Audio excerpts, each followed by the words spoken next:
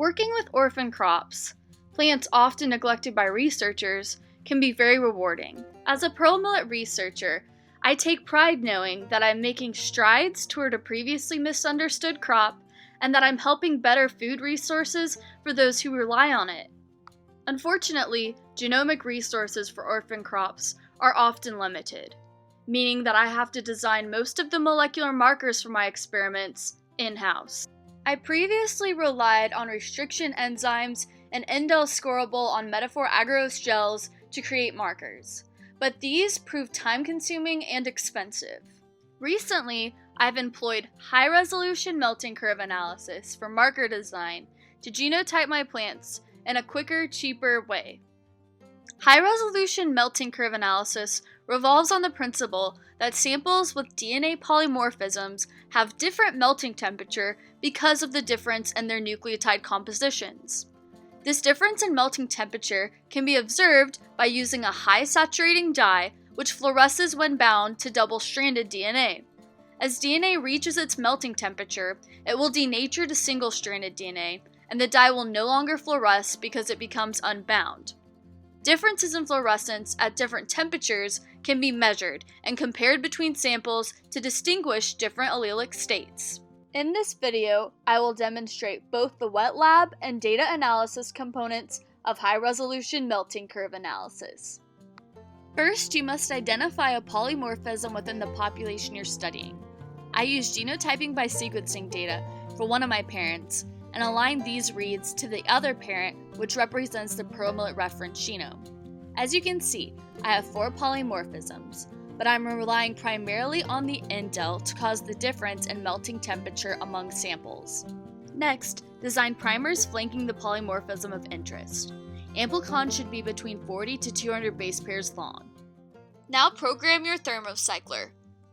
My program is shown as a guide, but you will need to optimize for your particular primers. I'm using the Biorad CFX96 instrument, but any real-time machine with melting curve capabilities should work. The following shows a table of the reagents you will need for one 20 microliter reaction. Note that if you have more than one sample, you can multiply these volumes by 1.1 times the amount of samples you intend to have to create a master mix. You will also need the following equipment: pipettes and pipette tips, strip tubes or plates, and an Eppendorf tube for your master mix. Begin by adding GoTac buffer, sterile water, forward and reverse primers, DNTP, and TAC polymerase. I add Eva Green last because it can be damaged by light. Vortex your master mix and spin it down, ensuring the centrifuge is balanced. You can now begin aliquoting your master mix to each of your DNA samples. Spin your samples down before adding them to the thermocycler.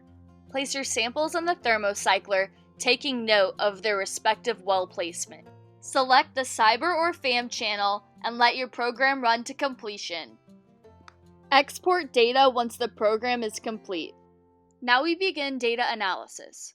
Go to the following link to obtain a tutorial and IPython script for all data analysis steps. Open up your data in an Excel sheet and rename column headers with your sample names.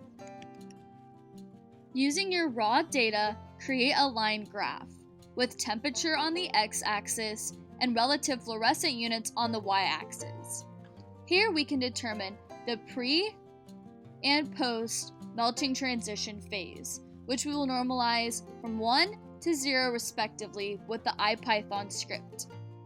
To create a difference plot, we will subtract all of the normalized melting curve values from a reference value which we set to 0. After creating line graphs with these values, we have our difference plot, and we can see 3 clear allelic states. These samples represent those homozygous for the deletion. These samples represent those homozygous for the insertion, and these samples represent those that are heterozygous. I hope you can apply this technique to your particular crop, and together we can improve food sources for the world.